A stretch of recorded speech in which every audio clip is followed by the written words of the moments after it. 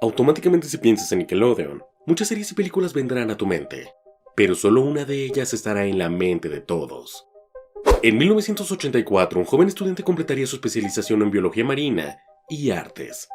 Aunque en un comienzo, la idea de dibujar peces le parecía aburrida, su amor por el océano influyó en su sentido y habilidades artísticas, tanto que decidió regresar a la universidad para estudiar una maestría en arte. Pero un festival de animación sería el que cambiaría por completo su vida, inspirándole a estudiar animación en California, donde presentaría un cortometraje llamado Wormholes, que sería proyectado posteriormente en el mismo festival al que asistió, y donde conocería a Joe Murray, creador de la serie La vida moderna de Rocco, quien, impresionado por su película, lo invitaría a unirse como director. Tras haberse graduado en 1984, entró al Ocean Institute, una organización en California dedicada a educar al público sobre las ciencias e historia marina, donde crearía una historieta llamada La Zona Intermareal, que el instituto utilizaba para enseñar a los visitantes, presentando diversas formas antropomórficas de la vida marina. Nadie había estado interesado en publicarlo como algo más que material académico, hasta que uno de los creativos de La vida moderna de Rocco observó la historieta, notando un gran potencial en el material, especialmente en el narrador. Pero esto sería dejando de lado los medios impresos, sino como una serie de televisión. La historieta contaba con toda clase de personificaciones del mundo marino, pero la que llamó la atención de todos fue la figura del locutor, Bob, la esponja. Stephen Hillenburg quería diferenciarse de otras series populares de la época como Ren and Stimpy, pero la imagen antropomórfica de una esponja no le parecía que fuera atractiva para un público infantil, remodelando al personaje a partir de una esponja de cocina. Luego de múltiples modificaciones y bocetos, el primer piloto fue creado con el nombre de SpongeBob Ahoy, protagonizado por el personaje del mismo nombre. En el piloto puede notarse rápidamente la gran influencia de otras series de la época, y una vez modificado el nombre por un tema legal con productos de aseo, un 1 de mayo de 1999 se transmitió el primer episodio de Bob Esponja. El episodio tenía una trama sencilla, que marca el inicio y personalidad de los personajes. En el caso de Bob Esponja, basaron su personalidad y energía en figuras y personajes como Charles Chaplin, Laurel y Hardy, Jerry Lewis y Pee Wee Herman, complementándola con la del actor y comediante Tom Kenny, quien prestaría su voz desde el primer capítulo. Por otra parte, aun cuando tenían algunas ideas acerca de las personalidades y personajes secundarios que querían acompañar al señor Pantalones Cuadrados, habían muchas dudas sobre cómo representarlos. Antes que un animador, Stephen Hillenburg era un biólogo marino, por lo que para su obra, mucha de la flora y fauna marina sería utilizada para complementar el entorno y sus personajes. Aun cuando de primera parecen estar siguiendo la típica lógica extraña de las caricaturas, Stephen Hillenburg y su equipo adaptaban las características del mundo marino en función de la historia. Las patas de los cangrejos sí hacen este sonido cuando chocan las unas con las otras. Los pepinos de mar llevan esta especie de corona que en realidad es su boca, basando la actitud y personalidad de los personajes con base en su especie. Uno de los detalles más identificables, curiosos, y que fueron enriqueciendo la historia y sus tramas, convirtiéndola al poco tiempo en el rey de Nickelodeon. Durante su primer mes de emisión en 1999, Bob Esponja superó los niveles de audiencia y calificación de otras series de horario sabatino como Pokémon, llegando a un promedio de casi 2 millones de espectadores entre 2 y 11 años de edad. Pero solo unos meses bastaron para hacer crecer el interés del resto de personas de todas las edades. Entre los años 2000 y mediados de la década, el 40% del público que veía el programa eran adolescentes y mayores de 18 años, y no es para menos. Bob Esponja era transmitido en todas las secciones de Nickelodeon, incluido Nicktoons, Nick at Night y todo en diferentes horarios. Bob Esponja se convirtió junto con Los Simpson, Mickey Mouse y Bugs Bunny en uno de los personajes más reconocibles del mundo, uno de los pocos de los cuales no necesitas haber visto un solo episodio de su serie o película para reconocerlo. Como uno de los programas más grandes de la televisión, la censura y las teorías fueron una de las cosas que más afectaron la reputación del programa. Desde un inicio, la combinación entre la morfología marina y terrestre trajo toda clase de ideas y teorías que se fueron popularizando conforme el paso del tiempo. Fondo de Bikini está basado en Bikini Atoll, una zona de pruebas nucleares donde Estados Unidos realizaba pruebas atómicas entre 1946 y 1958, tanto en aire, tierra y agua, popularizando la idea sobre que todos los habitantes de Fondo de Bikini son el resultado de las mutaciones generadas por la radiación nuclear.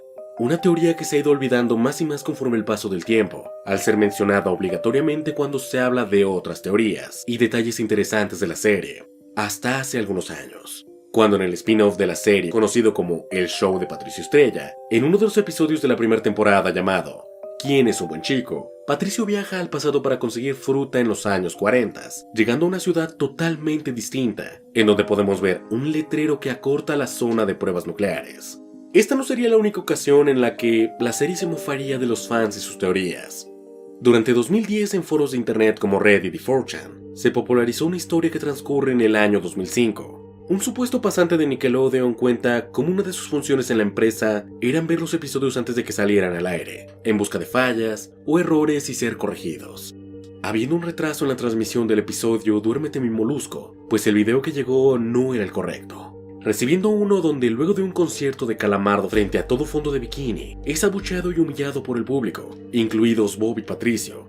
No la clase de abucheos caricaturescos que escuchamos en más de un episodio, abucheos mucho más realistas y maliciosos, acompañados de un tono rojizo y realista en los ojos de los personajes.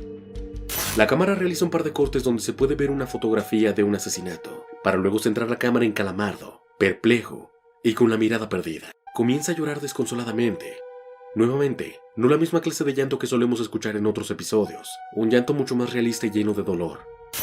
Pasamos a otro corte donde se ve la fotografía de una mutilación y escena del crimen. Segundos después, regresamos a Calamardo, quien tiene cubiertas las manos y ojos de sangre, escuchando una risa perturbadora, y paralelamente a que se escucha una voz decir, hazlo. Con un arma en su boca, Calamardo acciona el gatillo, dejando una imagen gráfica de Calamardo ensangrentado. Este fue uno de los primeros creepypastas que se hicieron populares en internet. Pero a diferencia de otros en la época como Jeff the Killer o Slenderman, muchas personas en verdad creyeron que esta historia era real, y que en algún lugar escondido en Nickelodeon se encuentra esta cinta con el episodio en cuestión. Durante años, miles de personas referenciaron e intentaron recrear el episodio con animaciones, stop motion y utilizando diferentes fragmentos del programa. Pero 9 años más tarde en el episodio SpongeBob in Randomland, podemos ver brevemente un fragmento que referencia a detalle lo contado en esta historia. Bob Esponja no pudo evitar la censura y ciertas modificaciones, que aunque plasmadas, fueron cambiadas al ser consideradas poco infantiles.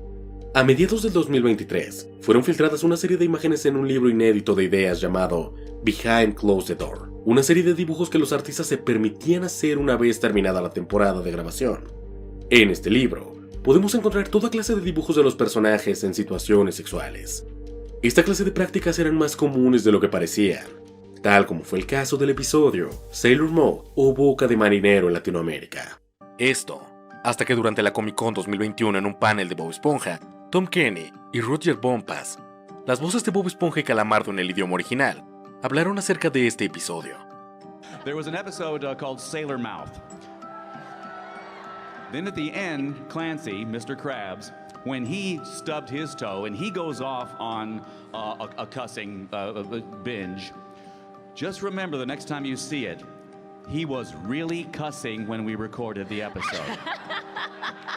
I learned a lot of new words that day. And Steve's like, it's not quite fluent. Just swear. Just swear. Just say the most horrible epithets that you can think of. Just let them out. And he did. And we'll beep it. It's going to be beeped. They record everything, and then they record the actual words that we're saying. So somewhere in Nickelodeon, there's this tape. Si prestaste atención, en resumidas cuentas, este episodio fue doblado y censurado posteriormente, pero debajo de esos chillidos en su idioma original, hubieron groserías improvisadas por los actores. Así que sí existe una versión de Sailor Moon donde estas groserías no fueron censuradas.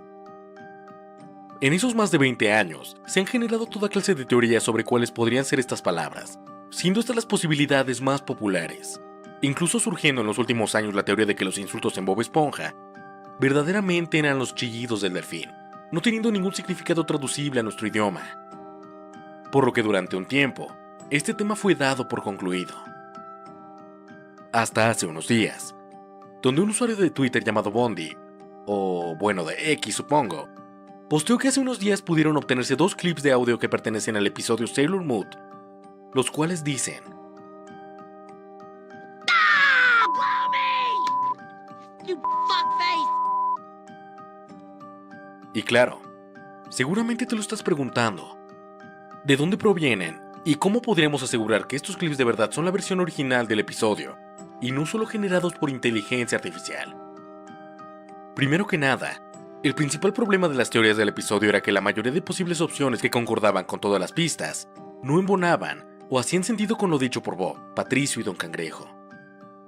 Pero si volvemos nuevamente a la entrevista, Roger menciona que en esta escena, el director le pidió a Clancy Brown, la voz original de Don Cangrejo, que simplemente dijera las peores groserías que se le ocurrieran. Al igual que a ellos en el libreto, solo decía que improvisaran cualquier oración o mala palabra que quisieran, pues después de todo iba a ser censurada, por lo que el que las palabras tuvieran sentido conforme al guión y situaciones no era un aspecto relevante en el corte final. Posterior a ello, varios de los usuarios de Twitter afirman que estos fragmentos de audio fueron enviados varios meses atrás en un grupo de Discord. Y si recordamos, a mediados del año pasado hubo una gran filtración de contenido e información hacia Nickelodeon, de donde podemos encontrar este relevante libro de arte. Por lo que no sería complicado pensar que estos audios de algún modo formaron parte de esta filtración. Pero de momento, son solo rumores. A diferencia de lo dicho anteriormente, se sabe que sí existe una versión del episodio sin censura, y aunque fuese o fuera revelado, quizás nunca sabremos cuál es la versión real. En los últimos años, se ha popularizado la teoría de que muchas series tenían establecido un final muy específico, y fueron alargados por su casa productora. Pero el caso de Bob Esponja es muy especial. Stephen Hillenburg quiso dar un final a la serie, siguiendo el ciclo natural de otros programas de la época, entre 40 y 60 episodios. Pero lo que Hillenburg nunca fue consciente, a diferencia de Nickelodeon, es que Bob Esponja no era como el resto. Cronológicamente, el final de la serie fue el episodio perdido, La esponja que no podía volar. Un capítulo de gran calidad, que deja momentos y escenas memorables, pero que sin embargo, no refleja un gran evento o cierre de ciclo en la serie. A pesar de nunca haber dado un especial interés a la trama y continuidad de la serie, sí querían un evento que cerrara un ciclo y terminara con todo lo que habían construido durante tanto tiempo, por lo que en 2004 estrenarían la película de Bob Esponja. Fondo de Bikini celebra la apertura del Crustáceo Cascarudo 2, y Bob Esponja se encuentra emocionado por obtener el puesto de gerente en esta nueva sucursal. Mientras tanto, Plankton ha fracasado en todos sus planes para obtener la fórmula de la cangreburger, quedando solo uno. Durante la ceremonia de nombramiento, Bob Esponja es rechazado por ser un chico, nombrando a Calamardo como gerente de este nuevo establecimiento. Esa misma noche, Plankton roba la corona del rey, inculpa a Don Cangrejo, y Bob Esponja debe hacer un viaje a la ciudad prohibida para recuperar la corona, salvar a Don Cangrejo y evitar que Plankton consume su plan. Stephen siempre creyó que Bob Esponja era un programa que no necesitaba tener un tiempo y duración específicos, representando en este viaje en carretera un concepto que siempre quiso abordar. Bob Esponja salva a Don Cangrejo, derrota a Plankton y se convierte en el gerente del Crustáceo Cascarudo 2. Un final que, aunque no cierra del todo la serie, sí consigue sentirse como un ciclo cerrado para el señor Pantalones Cuadrados. En 3 temporadas, habían conseguido posicionar a Bob Esponja como la serie animada más importante de la época, pero como dije, Nickelodeon sabía lo especial que era el programa. Bob Esponja representó para Nickelodeon mucho más que una serie de televisión, facturando enormes cantidades en base a mercancía, videojuegos, anuncios y derechos de transmisión. En muy poco tiempo, el episodio Banda de Tontos de la segunda temporada se convirtió en una de las escenas más importantes en la cultura popular, y hace un par de años, homenajeado por el propio Super Bowl, considerado por muchos como el mejor episodio de la serie.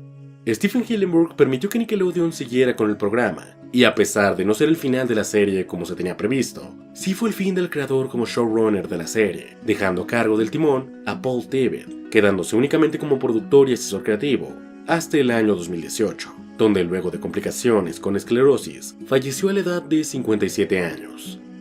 Con esta nueva dirección y enfoque creativo, las siguientes 3 temporadas obtuvieron un buen rendimiento por parte del público, consiguiendo con el episodio Aventuras de la Atlántida una audiencia de casi 10 millones de espectadores, convirtiéndose así en el episodio más visualizado en la historia del show. Sin embargo, a partir de la 6ª temporada, comienza una gran decadencia en sus tramas y episodios. De acuerdo con la opinión popular, la morfología marina y adaptaciones de la vida terrestre dejaron de ser importantes. Personajes como Parche el Pirata fueron dejando de aparecer poco a poco, junto con tramas cada vez más simples, infantiles y sin sentido. Sin embargo, no creo que se trate exactamente de una decadencia, sino una de las cosas que todas las series llevan haciendo desde hace tiempo. Como muchas otras franquicias, sus creadores nunca imaginaron lo lejos que pudieron llegar, Y episodio con episodio, parece que a la serie deja de importarle ofrecer un producto de calidad, pero la realidad es que crearon una dependencia hacia una de las epidemias más grandes del entretenimiento, y que no parece tener fin, ni saben o quieren cómo salir.